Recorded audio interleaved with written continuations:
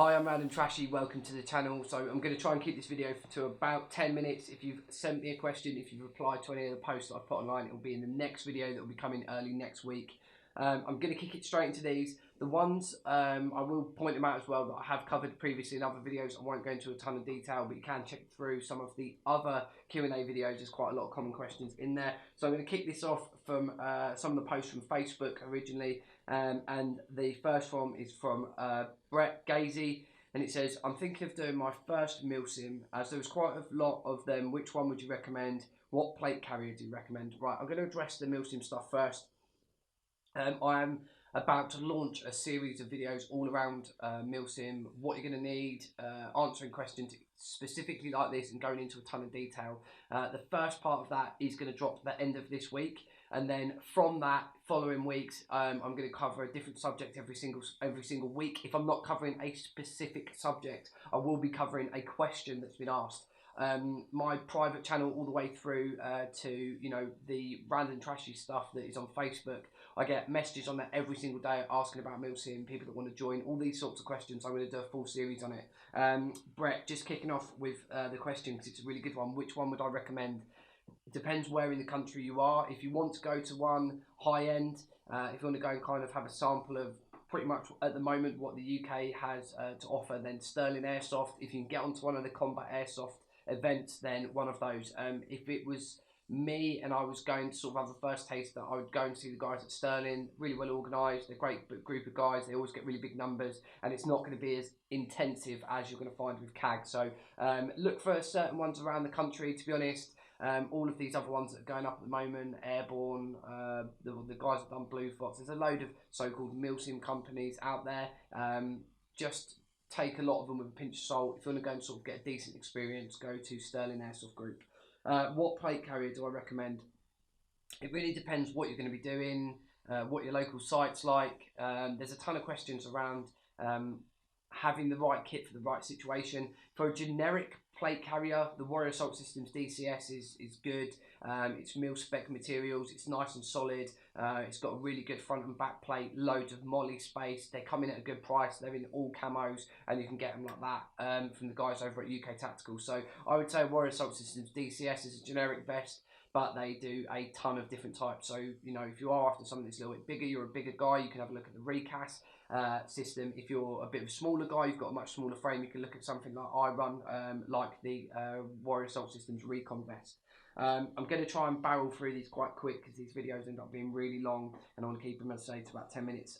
Victoria Trafford, awesome girl airsofter. She's on Instagram and on Facebook. She's always, kicking up some cool pictures and stuff. It's good to see. Would you consider doing any events abroad, such as Pathfinder or some of the American events? I have looked at doing events abroad, especially in Europe. Some of the Polish, some of the Russian, German sort of events that are out there in the desolate types of wooded cold forest is really sort of my bag. So I have looked at doing a few of them. The issue is getting the riffs out of the country and getting some of the other goods that I'm going to be using over that event out of the country. There is so many rules being set in place at the moment around airsoft guns and the firearms restrictions and the fact they're classed as firearms and all that type of thing. The UwJQaV won't just cut it anymore. So taking stuff out of the country and coming back in and worry about importing, exporting goods that I have, especially around firearms and that sort of thing. At the moment, I'm going to be keeping it in the UK until I know exactly what those laws are going to be. So yeah, I'd love to go to the States. I'd love to go and do a ton of events. I've got friends that are all over the world that airsoft, but it would be taking kit, my own kit. If not, I'd have to borrow some, which I probably wouldn't be happy doing. I like my own kit. Owen Wong says, will you get a VSR? I was actually having this conversation with Kicking Mustang. If you are interested in really high-end sniper footage, the best cam and concealment I think I've ever seen, go and check out Kicking Mustang. He's on Instagram, he's on YouTube, he puts up banging videos. I hate gameplay videos, as all you guys know. I really don't watch other people run around and skirmish and stuff, but I do actually watch his, and they are very good. We were talking about VSRs. He's got a very, very high-end VSR. It is incredibly accurate.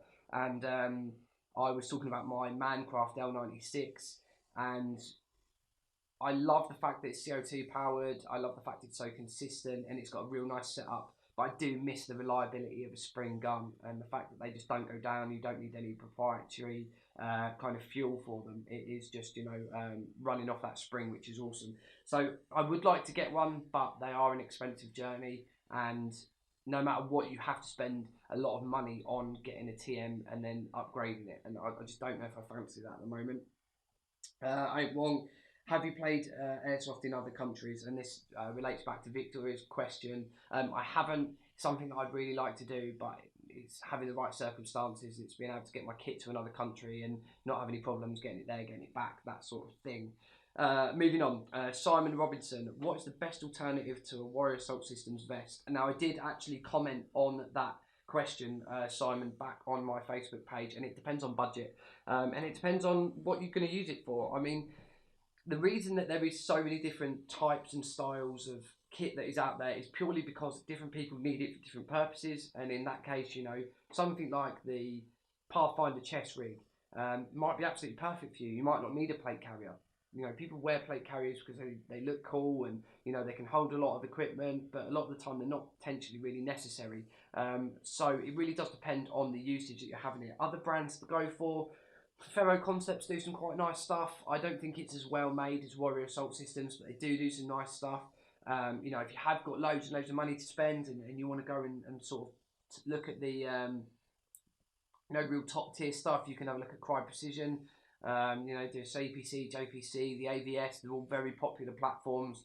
You know, they are what SF people out there are using. So if you are after something specific that is being used by military forces, or you want to do a reenactment, or you're looking to do an impression of a group that's out there, then Cry Precision could be one to go for. There's a million different makes out there. I mean, I'm not a fan of Semapo.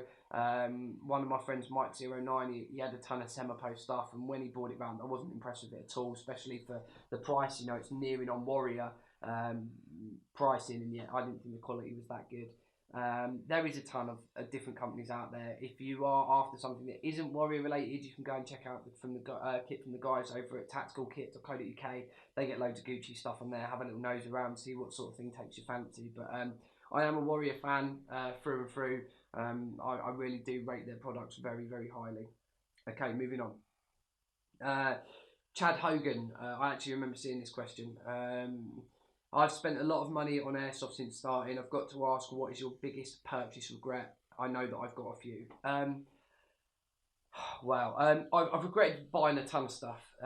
Guns, upgrades, all that sort of thing. I think the biggest regret out of money spent is probably upgrading my GMP. My GMP was about 400 FPS, 420 FPS. It was mega, mega hot. And had to put a smaller spring in it, and because of that smaller spring that was in it, it ran absolutely perfect. I fell into the trap of buying upgrades for the gun, and I think it was SHS or something like that, SHS equipment. I literally gutted the gun and bought all SHS stuff and got it all put together by a friend of mine, a tech friend of mine, and it was the biggest regret. I just in my head and in my heart, I was never 100% with the gun. I didn't feel confident with it, and even though it worked fine, I just had a kind of bugbear in the back of my mind that was going to go wrong, and that really was the crux of that gun. I got shot with it in the end.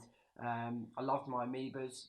They were both fantastic guns. They worked incredibly well, those guns. Really, really great guns out of the box. But yeah, probably those parts of the SHS. I could potentially say my first night vision device, which was Armasight Spark Core.